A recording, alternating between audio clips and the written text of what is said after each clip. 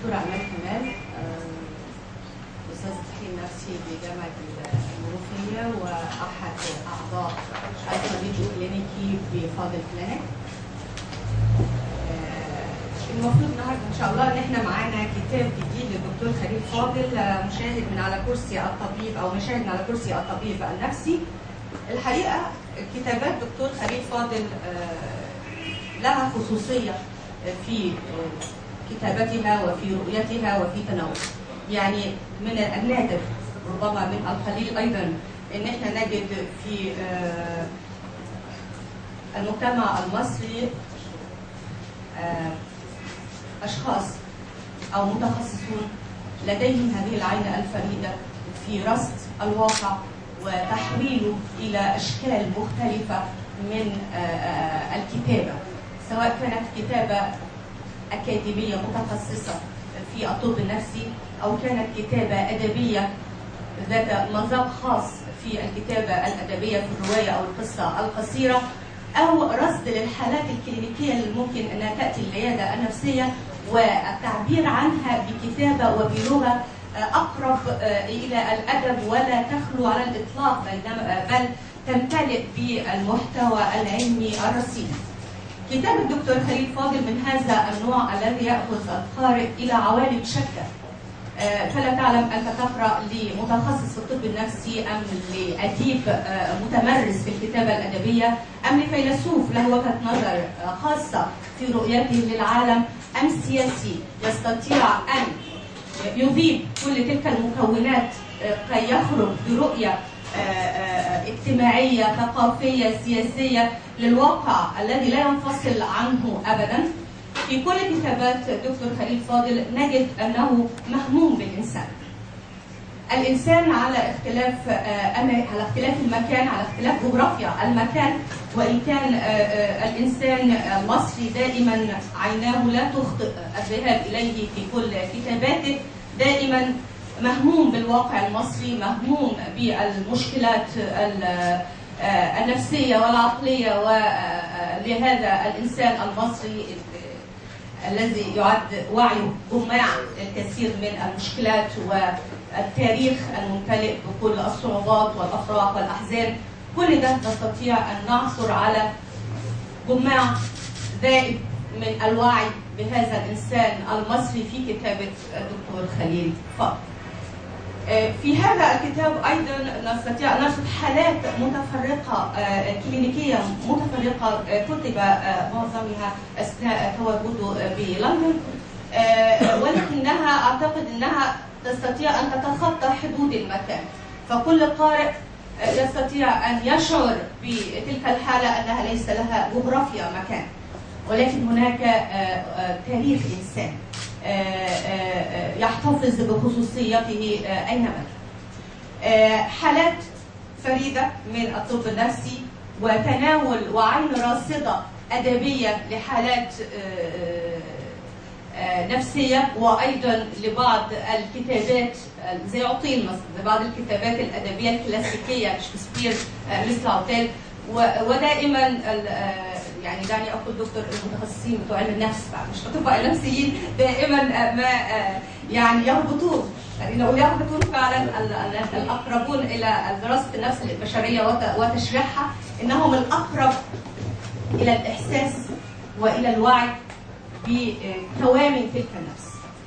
يعني ليس هناك من نتاج اروع ولا اعظم من أن نجد متخصصا في النفس يملك خصوصية النظرة إلى الإنسان أدبيا وفلسفيا.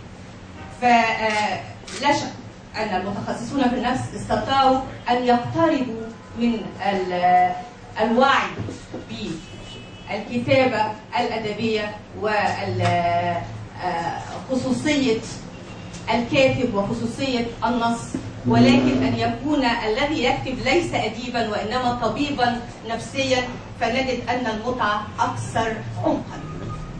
يعني نحن ليست هذه المرة الأولى التي يعني نحضر حفل توقيع للدكتور، فأعماله شاهدة دائما وسط قراءه، وقريبا جدا نحن في انتظار رواية قد تكون يعني مفاجأة في عالم الكتابة الأدبية السياسية النفسية أيضا.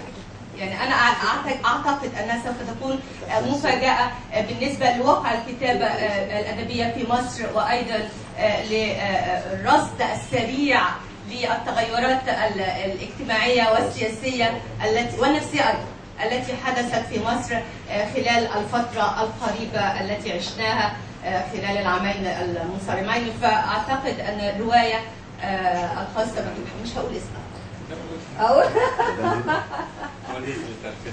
اوكي، فهذا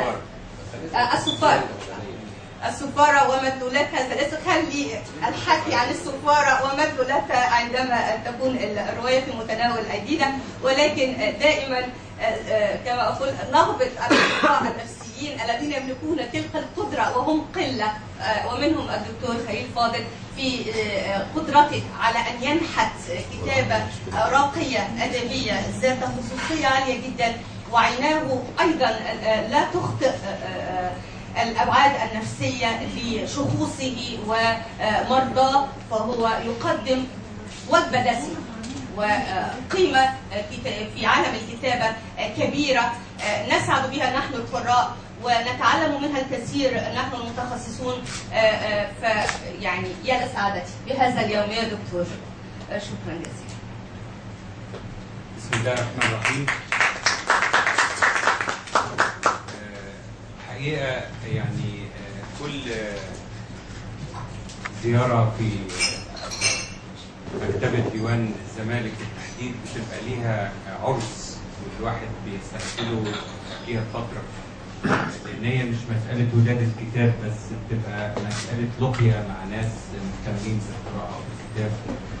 ودايما بيقولوا إن الكتب في عصرها راح أو انتهى مع وجود العالم الديجيتال أو الرقمي، ولكن أنا أستطيع أن أقول إنه لا يمكن للكتاب أن يندثر مهما تقدمت التكنولوجيا. من على كرسي الطبيب النفسي أو مشاهد من على كرسي الطبيب النفسي هو كتاب بيجمع بين دفتين حالات أنا شفتها في العيادة. وفي سؤال يعني أنا بسأله لنفسي قبل ما تسألوني أنا، هل من الأخلاقي للطبيب النفسي أن يكتب حالات مرضاه أو الناس عايشين عشان نقعد نكتب عنهم، ولا جايين العيادة عشان يتعالجوا؟ الحقيقة أنا مش هقول إن في ناس سبقتني من أول فرويد لغاية النهارده بيكتبوا حالات مرضاهم وإزاي تعالجوا ووصلوا لإيه، حتى لو كانت المسألة فيها فشل، يعني حالات فشلت، حالات لم تنجح، عشان الأطباء التانيين يتعلموا، وعشان برضو بعض الناس اللي هم بيتمنوا العلاج أو بيطلبوا الشفاء يقدروا ان هم يرصدوا حركه المريض داخل العياده النفسيه. العياده النفسيه غير اي عياده في الدنيا. عياده ليها خصوصيه شديده جدا جدا جدا، فيها اسرار، فيها حياه انسان بشكل كامل ومتكامل. لا اقدر اقوله انه مع الحفاظ على السريه التامه ومع تغيير ملامح الشخص في العمل الادبي المكتوب غير الحقيقه، ده بيخلي الدكتور يقدر يكتب الحاله بشكل علمي وبشكل ادبي وينقل التجربه دي. يعني مثلا النهارده قد ايه الواحد بيبقى سعيد لما يوصل للعقده اللي هي ورا المرض. المشكله في مصر وفي كثير من دول العالم، مش بس العالم الثالث، لا العالم الاول كمان، ان الدكتور ما بقاش فاضي، وانه صناعه الادويه العملاقه اللي بتكتم على صدر الناس باسعار خياليه فرضت على الدكاتره النفسيين نوع من الممارسه بعيد شويه عن الدقه، ان هو ما بياخدش تاريخ مرضي كويس، ان هو ما بيقعدش مع المريض يسمعه كويس، ان هو ما بقاش يوصل للي ورا الاعراض، بقى يشخص بعد اول كلمتين اذا كان المريض حاسس بنوع من الاضطهاد فهو عنده شيزوفرينيا، اذا كان لا يستطعم الطعام ولا ينام في الليل فهو عنده اكتئاب، إذا كان بيعيد الوضوء والصلاة فهو عنده وسواس، وهكذا. لا، المسألة أكبر من كده. أنا جالي حد من أسبوعين كده، وهو يعني في أوائل الثلاثينات، وعنده حيرة هل يتجوز ولا لا، وعنده خوف من الدنيا ومن الناس.